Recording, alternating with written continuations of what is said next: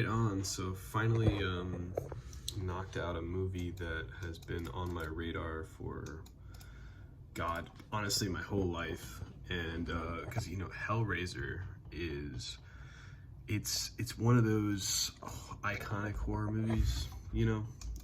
Whenever somebody says horror, maybe not casual people bring Hellraiser up to mind, but like most movie fans, it's in like that top 10, right? And like Pinhead is a prolific character among horror and psychological fiction and stuff like that. And I had looked into Hellraiser. I had read previews and things about it, and it just never interested me. It was always kind of confusing. I was never really into the demonic, psychological horror shit. But I finally sat down today to knock it off my list. I gave it a watch, and I got to admit, it exceeded my expectations, because personally, I thought it was going to be one of those movies where I watch it and finding myself like being counting down the time for it to be over and being like, okay, this is so ridiculous, this is so off the wall, yada yada yada, this is dumb, stupid, whatever. And I was expecting a lot of Children of the Corn vibes, because personally I think Children of the Corn is probably one of, if not the most overrated movies of all time. And I am aware of how many sequels that movie has, and as well as how many sequels that this movie has. I think there's something like 8 sequels or 9 sequels or something like that in the Hellraiser franchise, which is crazy. Children of the Corn is like as average of a movie as it can get, so the fact that that movie got so many sequels is crazy. But this movie, I would say it's better than Children of the Corn. I would say the thing I like about this movie is I really like the concept. I think it's really unique. I think it's really interesting. I really like the opening and the ending, like little sequences where it kind of pans into the box, and it starts out with Frank buying the box from that weird merchant in like a foreign country, and then at the end it fades into that same merchant seemingly selling the box to another person. I think that is really cool.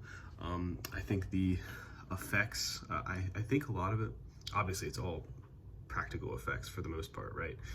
Because this movie was made in like 1987, so there really wasn't much in the way of CG at all. But the practical effects, I want to say there was probably some stop motion in there. It's fantastic. The gore is top notch for 80s. I mean, it doesn't really get much better than that. It's dated because it is from the 80s, and they did use a little bit of like computer graphics, but not a lot. And it's not like early 2000s cartoon type shit. But a lot of the gore is over the top, but it's not over the top to the point where it's like comical or it's too cheesy, right? I think they just managed to find the correct balance there. And I will say, the movie starts out, I don't really know if it starts out slow, because as I was thinking it was starting out slow, it started to pick up, because I really liked the creepy look of Frank as he's slowly starting to, be reanimated through blood, by which I think her name is Judy, she starts bringing home random guys, and like, she kills them for him, which I thought was kind of interesting. The ending, I will admit it definitely faked me out a little bit, because I wasn't exactly sure that what had actually happened, and that she had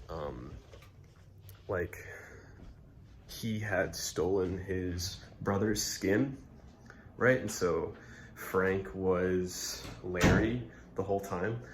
That was a little confusing to me, and I didn't get it on the first watch. I had to go back and look at it because I was kind of confused. But I think it's an incredibly unique, creative movie. I'm not a huge fan of the concept, but I can appreciate it, and I think it was executed pretty well, frankly. Now, as much credit as I can give this movie, right? the qualms I have with it are, it's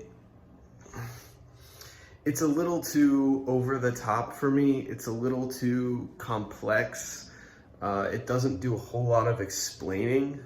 Like the whole thing at the end where the dragon, whatever, like skeletal dragon thing comes up. What the fuck does that even mean? I don't know.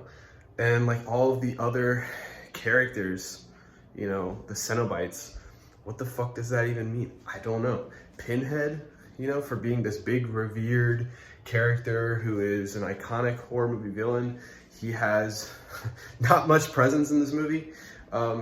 And you know, I am aware of all of the sequels, but my thing is, personally, I'm just gonna be honest, this movie, I don't think it's bad, but for me personally, I don't think it's good. I completely understand how it has gained a cult following and how it is in some ways critically acclaimed by certain horror fans and certain film fans and fiction fans in general. I think Clive Barker is a great author and he's a great storyteller.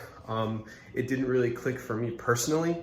Obviously, there are so many sequels and I'm sure it fleshes out you know, Pinhead and his legacy and all the other characters involved. I like Pinhead's aesthetic. I like the Cenobites aesthetic. The weird one with the big head that I think is the girl that has like the pin going right through her cheeks. That one is really weird. That one weirded me out. That was definitely the one that drew my eyes the most. But you know, personally was not a huge fan of the Cenobites as a whole. I thought they looked cool, but kind of a strange little monster. They didn't seem too threatening. But I mean, just the whole demonic, you know, dimensional crossover nonsense, you know, what the fuck, this, that, and the third, that is likely intended to be explained in further films. It just wasn't there for me, right? All in all though, I will say, is it a bad movie? No. Is it a good movie? No. Will I watch the sequels? No. Do I recommend it to horror fans? Yes. Do I recommend it to film fans? Yes.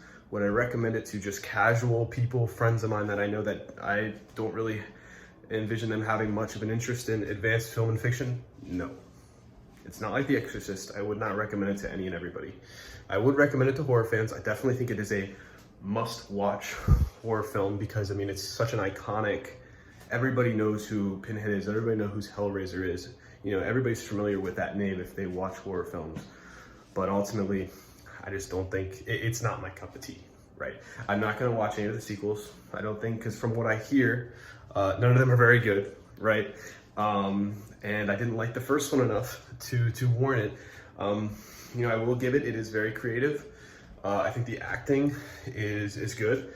The gore effects are fantastic, all practical. I really commend them.